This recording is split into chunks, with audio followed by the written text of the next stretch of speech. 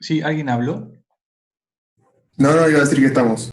Ah, buenísimo, buenísimo, gracias. Espectacular.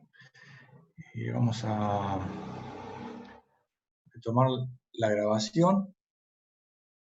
Bueno, hasta ahora, hasta este punto, hemos hecho como una recopilación de conceptos, como les comentaba al comienzo de la clase, de conceptos que son la base de la resolución del trabajo práctico, ¿sí?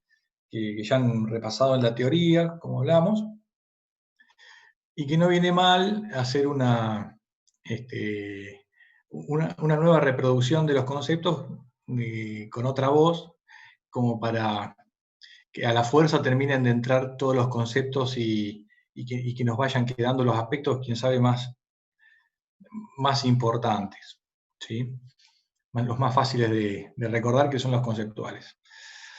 Entonces, la problemática del trabajo práctico, según lo que dijimos, tiene que ver con garantizar una velocidad de salida del sistema reductor de velocidad y al mismo tiempo asegurar resistencia mecánica para que la rueda de entrada y sus dientes no se rompan. Ahora bien, ya para hacer un abordaje del trabajo práctico en concreto, vamos a hacer algunas definiciones preliminares y a asentar algunos criterios para empezar a darle forma y tamaño a cada una de las ruedas dentadas. La primera definición que vamos a tomar tiene que ver con la definición del ángulo de presión. Acá le cambié la designación, aparece el phi, lo voy a ajustar en el resto de los diagramas que estaban antes en la presentación. El ángulo de presión lo vamos a adoptar en una magnitud de 22,5 y vamos a considerar que los dientes son de altura completa o total. Para hacer para refrescar la memoria,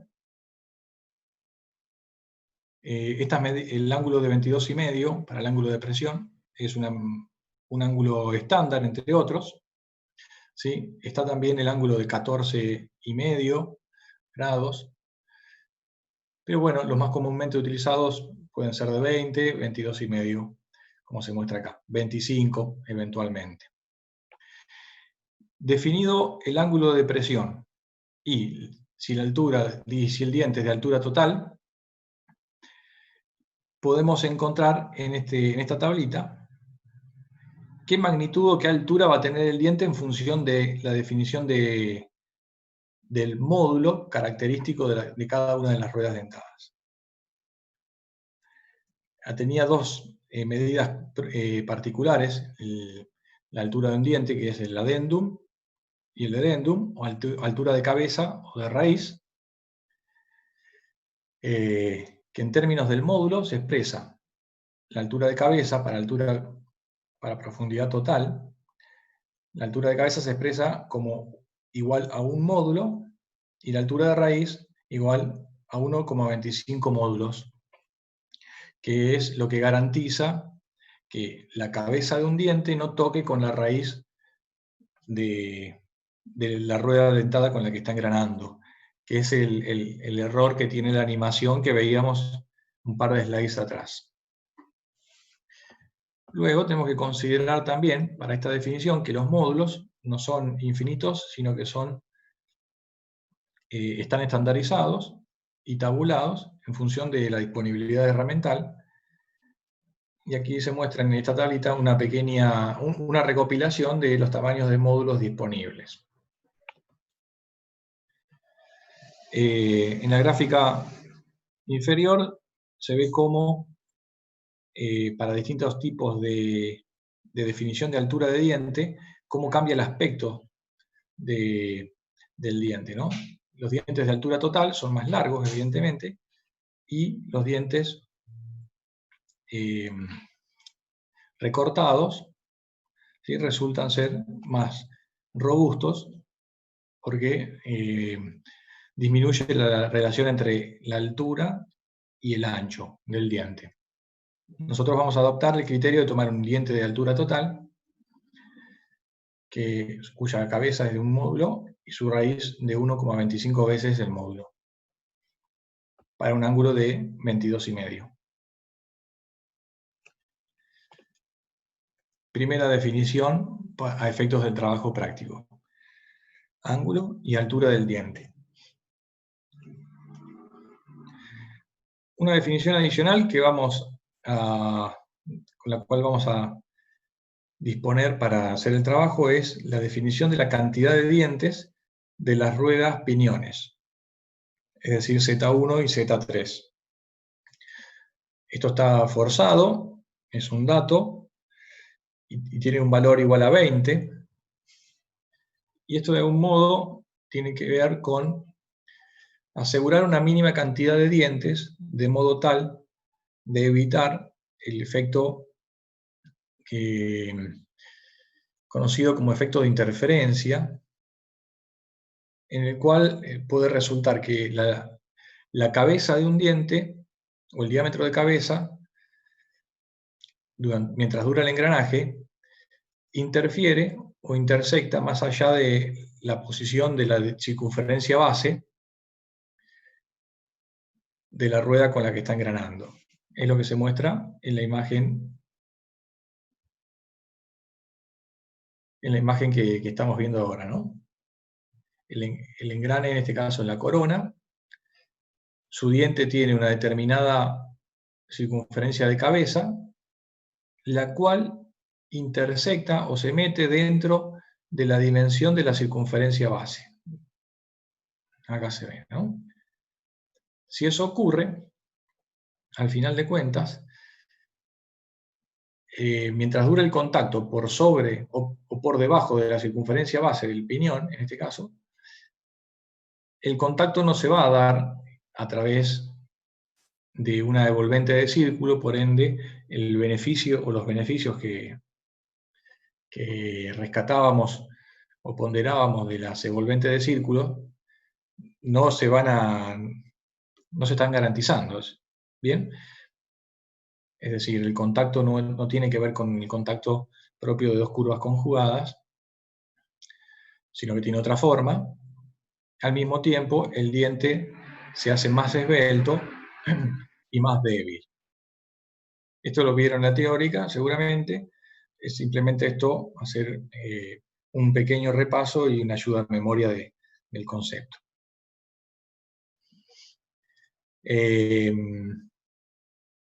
Acá hay una tablita donde, en función de... Esto representa el número mínimo de dientes y número máximo de dientes que puede tener una rueda dentada en función de esta problemática, ¿no? de la interferencia derivada del tallado de los dientes.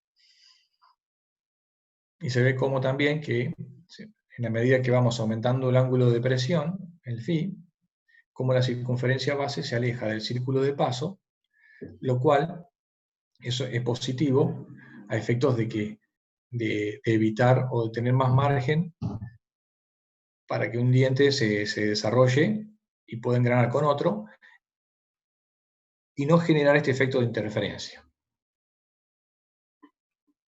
Entonces, para resumir,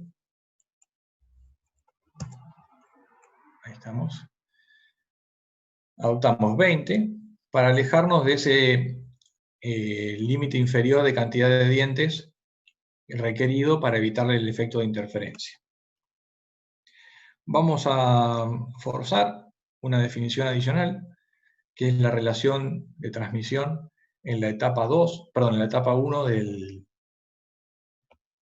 tren de engranes, ¿sí? M1, va a haber una relación igual a 2, es decir, la cantidad de dientes de la rueda conducida va a ser 2 veces la cantidad de dientes de la rueda motora.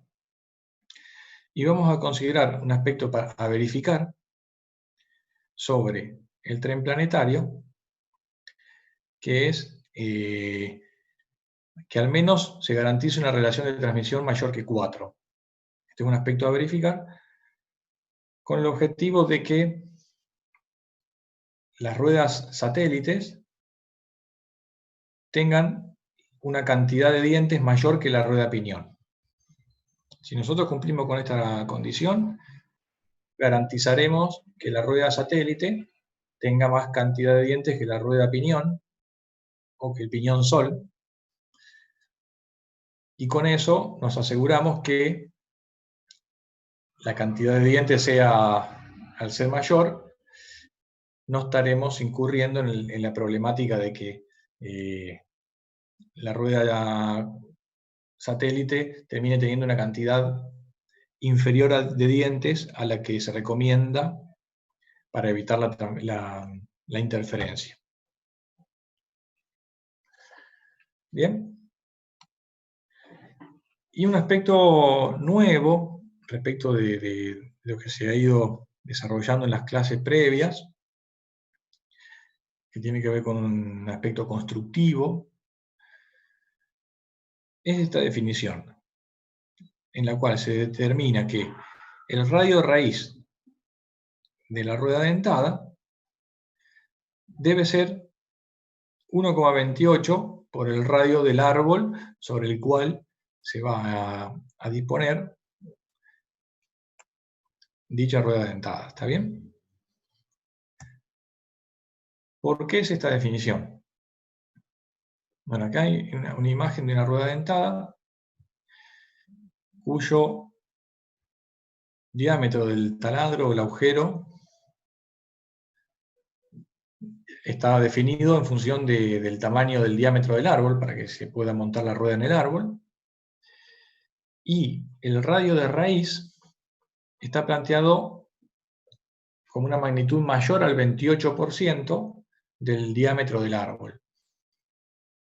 Esto tiene, en principio, dos objetivos principales, para que quede definido de esta forma, y es que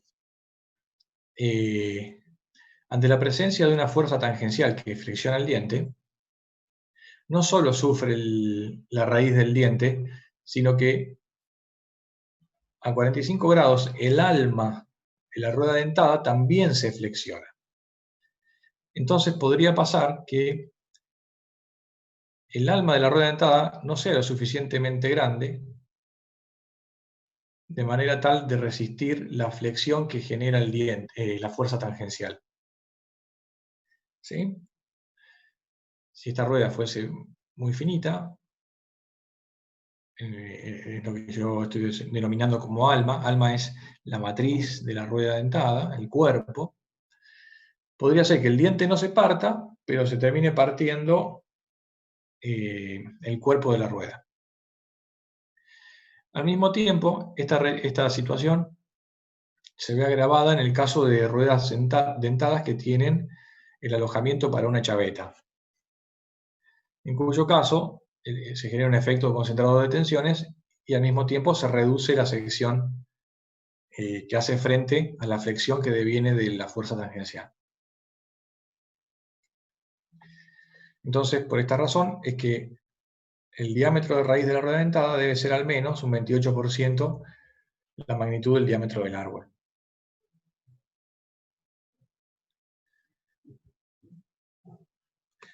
Bueno, ya con estas definiciones estamos en condiciones de abordar el dimensionamiento de todo el sistema de engranes.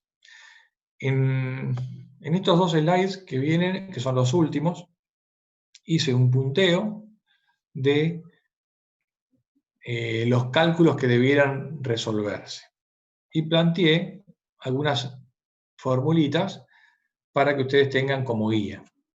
Como les decía, no van a tener un desarrollo paso a paso de este trabajo práctico, y sí van a tener las definiciones conceptuales, la disponibilidad de los modelos y todos los ejercicios previos que ustedes ya hicieron.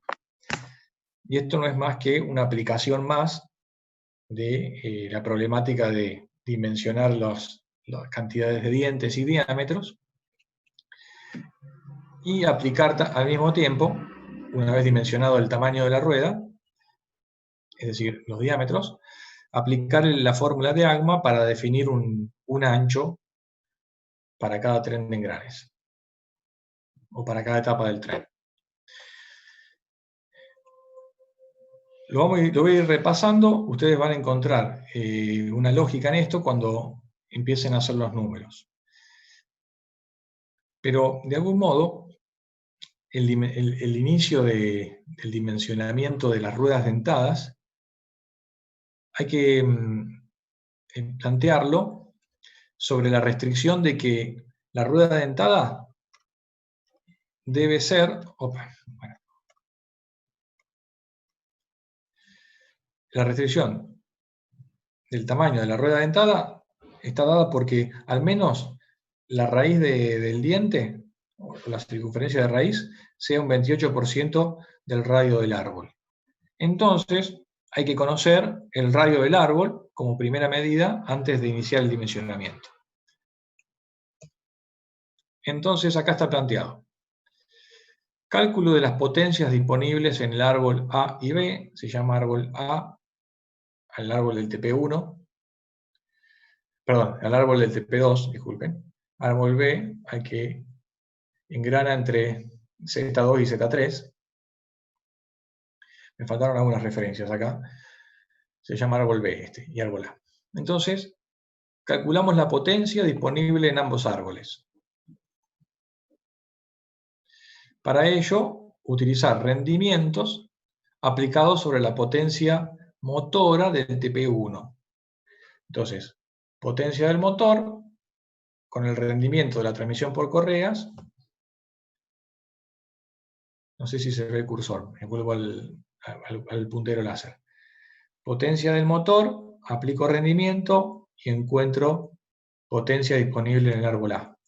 Sobre esta potencia, aplico rendimiento y encuentro la potencia en el árbol B. Con esta información, luego calculamos las velocidades angulares preliminares de ambos árboles, para el árbol A y el árbol B. Muy fácil, porque la velocidad angular de este árbol es la que viene del TP1, y la velocidad del árbol B es esta velocidad dividido 2 por la relación de transmisión que estaba definida como un valor de 2. Ahora bien, con la velocidad y las potencias puedo calcular el momento torsor en este árbol y en este árbol. No obstante, me voy a quedar con el momento torsor necesario para el árbol B, porque para esta restricción de calcular el radio del árbol para luego definir el tamaño de la rueda dentada, el diámetro del árbol A viene del TP2. Ustedes tienen que ir a buscar del TP2 el diámetro del árbol A. Entonces, lo que me falta es el diámetro del árbol B, que no voy a hacer un TP completo, un TP2 para dimensionar este árbol, sino que vamos a usar un modelo resumido de ASME también, que solo contempla momento torsor. Ustedes van a tener acá, con los cálculos anteriores habrán calculado el momento torsor en el árbol B, luego aplican esta formulita, que es el resultado de una deducción, para estimar un radio conservador para el árbol B. ¿Me siguieron? Sí, sí. Bien, bárbaro, chicos. Calculan el diámetro del árbol B, el diámetro del árbol A ya lo tienen del TP2. Y ahora sí, podemos empezar a darle forma al tamaño de las ruedas. El primer parámetro que vamos a definir para las ruedas es el tamaño de los módulos de los piñones, los cuales van a ser iguales a los módulos de las ruedas que engranan con ellos. en cada etapa que estemos considerando. Esto es una condición mínima para garantizar el engranaje, ¿no? Que el módulo sea el mismo, que el paso primitivo sea el mismo en ambas ruedas que están engranando, o que el grado de avance angular en una y otra rueda sea el mismo, perdón, el arco de contacto que se avanza en una rueda y en otra sea el mismo. A efectos de estandarizar las referencias, esa serie de comentarios que yo acabo de hacerles se resumen a decir, para garantizar continuidad de engrane en un par de ruedas, los módulos tienen que ser los mismos. Bien, entonces basta con calcular los módulos de Z1 y Z3 para que queden definidos los módulos de las ruedas que engranan con ellos. Acá tiré 3 fórmulas para hacer este ejercicio, de las cuales usted tiene que encontrar una solución. En rojo distinguido está la variable que necesitamos calcular, que es el módulo, y haciendo uso del valor del radio del árbol que calculamos antes, calculamos el radio de raíz. Por otro lado, sabemos que el radio de raíz es igual a, acá hay un error, es 1,25.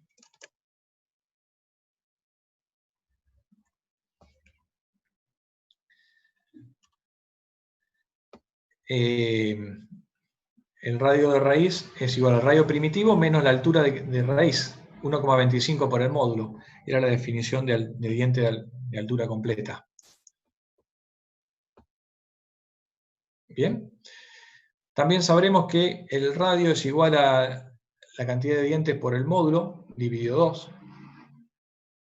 Y sabremos que los zetas de 1 y Z3 son 20 dientes.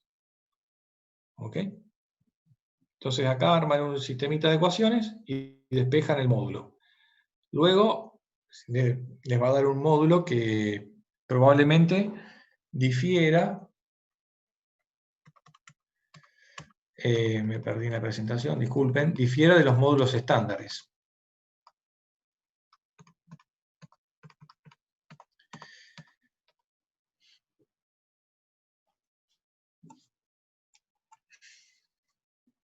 ¿Está bien? Entonces ustedes van a usar esta tabla, por ejemplo, o alguna tabla que ustedes consideren, de cualquier libro, y vienen y buscan, módulo, si por ejemplo a mí en mi cálculo me dio 1,12.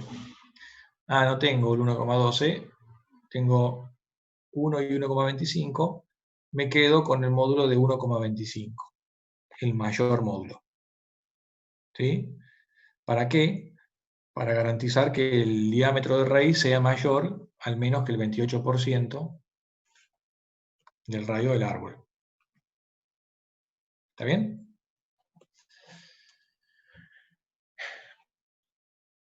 Entonces, calculan un módulo y lo redondean al módulo estándar disponible para ambas ruedas.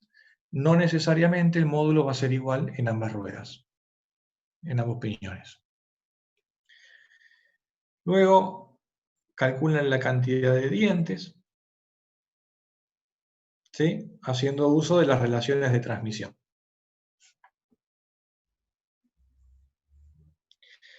Tienen esta relación, entonces si Z1 es 20, Z2 ¿cuánto vale? ¿Quién se anima a decirlo? Esto para chequear a ver si todavía están con nosotros. Si Z1 es 20, 40. la relación. Excelente. Muy bien, gracias. Muy bien, muy bien. Es una cuenta muy sencilla, entonces calculan Z2. Z4, acá me faltó poner los nombres, pero Z4 y Z5 lo tendremos que calcular ya con la definición de una relación de transmisión para el sistema planetario, MP, y ayudados con la relación de Willis. además de la relación geométrica que se verifica entre diámetros de las ruedas. La suma de este radio más este diámetro es igual al radio de Z5.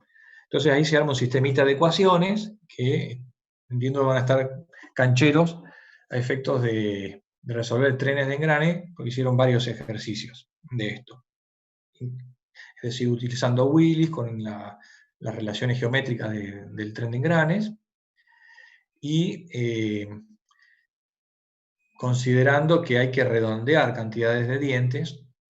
Bueno, ahí se arma, se presenta un ejercicio donde eventualmente hay que hacer alguna iteración, ¿sí? Para encontrar las cantidades de dientes. ¿Ok? Lo que hay que garantizar o verificar es que el MP sea mayor que 4, ¿sí? Y tener en consideración, en la medida de las posibilidades, que las ruedas, las cantidades de dientes de las ruedas que están engranando entre sí, tengan distinta paridad. Con esto quiero decir, por ejemplo, si Z1 es par y Z3 es par, en este caso es 20, hacer que la rueda que está engranando con Z1 sea impar. Esto aparentemente mejora las posibilidades de que con la repetición de los ciclos de trabajo no se presenten patrones de desgastes entre dientes que hagan que el desgaste de todo el conjunto de los dientes no sea uniforme. Al parecer, si ponemos ruedas pares con pares, puede darse una combinación de dientes que se pongan en contacto más veces que con otros dientes y se puede generar un desgaste no uniforme, lo cual sería algo no deseable. Esto es como una sutileza, pero por ahí la intención es incorporar conceptos como este, a efectos que ustedes entiendan la variedad de consideraciones que puede demandar hacer un diseño de un tren de engranes, ¿no? Y hasta qué punto, digamos, se puede ser lo suficientemente meticulosa para considerar aspectos como desgastes no uniformes, asociados a que las dos ruedas tienen un número pares de dientes. ¿Está?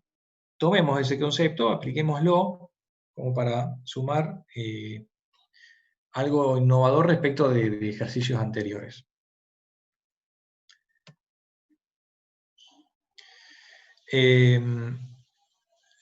Hecho el cálculo de los dientes, se puede calcular los radios primitivos.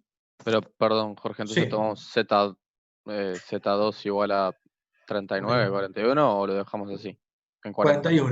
41. Yo hasta en el ejercicio que pretendí hacer algo de interacción, me olvidé de que después venía este comentario, ¿no? Pero sería 41 en ese caso. Ok, genial. ¿Sí? Entonces, entre 40 y 41, las relaciones de transmisión, el resultado va a ser que la relación de transmisión, que antes era igual a 2, ahora sea un poquitito más grande que 2. ¿Sí? Por este ajuste de la cantidad de dientes. Entonces, bueno, conocidos todos los dientes, zetas, puedo calcular sus respectivos radios primitivos porque conozco los módulos. Calculo las velocidades angulares, ¿sí? Haciendo uso de la doble relación entre velocidades y cantidades de dientes. Y también puedo calcular, habiendo calculado antes las velocidades, los momentos torsores disponibles en ambos ejes, A y B. En ambos árboles, perdón. Luego pueden calcular las velocidades tangenciales como radio primitivo por omega, y hacemos la selección de la tecnología de fabricación. Esto va rápido porque todos estos conceptitos, por ejemplo, tecnología de fabricación, lo vimos antes en la tabla esta, donde se presentaba el factor K sub B, que contemplaba el efecto del impacto cuando dos dientes se encuentran al momento de engranar. ¿Bien? Y ya, habiendo conocido o calculado el momento torsor y calculado los radios primitivos, puedo calcular la fuerza tangencial que me permitirá usar el modelo de AGMA a efectos de calcular los espesores de las ruedas dentadas. ¿Bien? ¿Hasta acá estamos? Parece como bastante que va solo en una dirección el cálculo, ¿no? El único punto donde podemos tener alguna ida y vuelta es en la determinación de los zetas, por esto de que hay que redondear. ¿Sí? Bien. Acá dimensionamos, llegado a este punto, dimensionamos en forma completa las ruedas dentadas, porque tenemos los diámetros primitivos, los módulos y el espesor. Eso define completamente a la rueda dentada, porque con los módulos defino la altura del diente, respecto del diámetro primitivo, tenemos las cantidades de dientes y tenemos el espesor. Habiéndose dimensionado cada una de las ruedas dentadas, hacemos la verificación por AGMA frente al desgaste superficial. Es decir, dimensionamos para atender la flexión con impacto y verificamos que no se cumpla el desgaste por fatiga superficial. Esta verificación se hace para regímenes de funcionamiento continuo. ¿Está bien? Cuando la fatiga puede aparecer o va a aparecer indefectiblemente con el paso de los ciclos de trabajo. Acuérdense que la fatiga ocurre sí o sí. Con el tiempo ocurre. Por más que el diente no se parta, porque está dimensionado con un ancho suficiente, la fatiga ante servicios prolongados en el tiempo, la fatiga superficial ocurre. Y luego, ya habiendo calculado las potencias de los árboles intermedios, con el rendimiento de la última etapa, 0,95, pueden calcular la potencia de salida y la velocidad final o de salida del tren. Es decir, la velocidad que al final va a tener el brazo. ¿Ok? Acá me quedó un puntito para marcarles una guía de lo que es el alcance del TP, que sería calcular los radios de cabeza, radio base y separación entre centros de los árboles.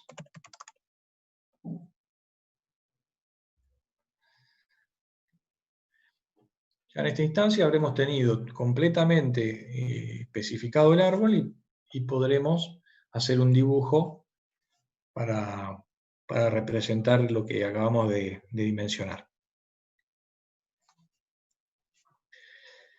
Bueno, el dibujo es con la lógica de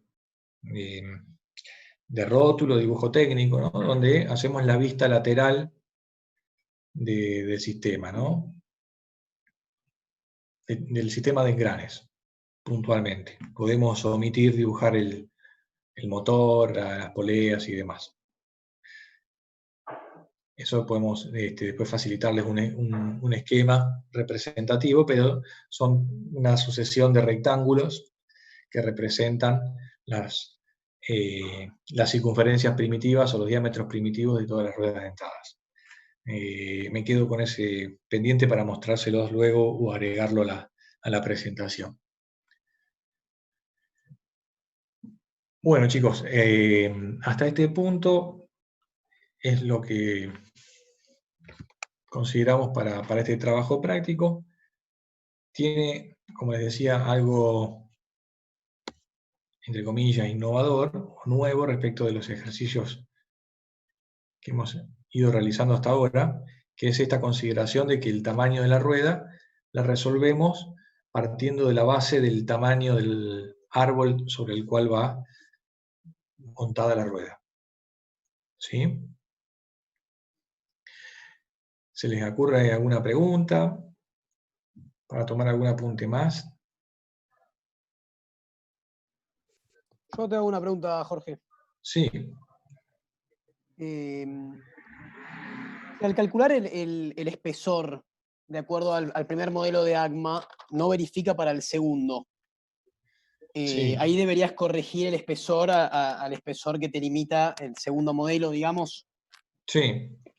Bien, es decir, tomar como el SW de trabajo, el SW de verificación, digamos, el límite. Eso, tal cual. Y a partir de ahí volver atrás. Sí, sí, sería eso, sería Bien, ese el camino. impecable, Tal cual. gracias. Es muy probable que para los datos que tengamos, verifique con creces el modelo de AGMA para fatiga superficial. Es decir, va a verificar.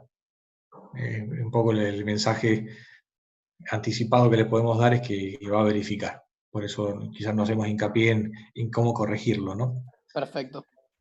Pero debería verificar. Y si no, a la variable de ajuste conocida para este caso, para este trabajo, sería corregir un poco el ancho y las cargas, la fuerza normal se distribuye en una línea de contacto mayor y por ende retarda el efecto de la fatiga superficial, ¿no?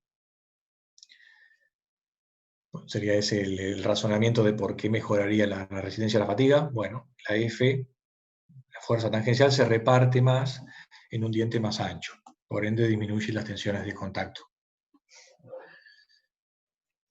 Podríamos tocar otras variables, pero bueno, escapan los objetivos del trabajo. Bueno, chicos, creo que está planteado el TP para que puedan ir trabajándolo de a poco. Como les decíamos y anticipábamos la clase pasada, no es un requerimiento presentar un avance de este TP previo a la fecha de parcial, que no quiero decir una fecha incorrecta, pero estamos ya bastante próximos, creo que son 15 días más.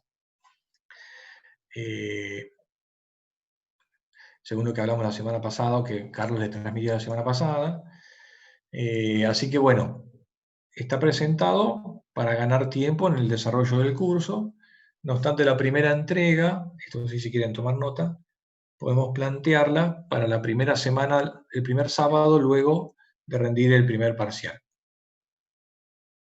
Bien, para que ya lo puedan ir elaborando, rinden y bueno, le pueden dedicar algo de tiempo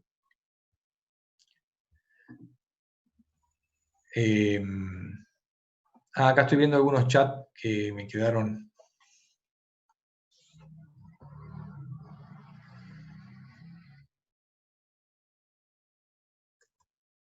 Perdón, estaba viendo que había unos chats antiguos y no los había visto antes. Terminan de rendir el primer parcial y pueden ya encarar la resolución de este trabajo práctico que requiere algunas cuentas, pero no tiene gran dificultad. ¿Sí?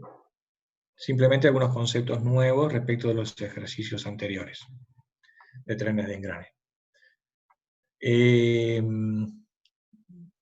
Entonces, lo dicho, sobre este tema lo damos por terminada la clase en este momento, y si alguien necesita hacer alguna consulta sobre el trabajo práctico de árbol, estoy a disposición para bueno, atenderla y revisar lo que necesiten.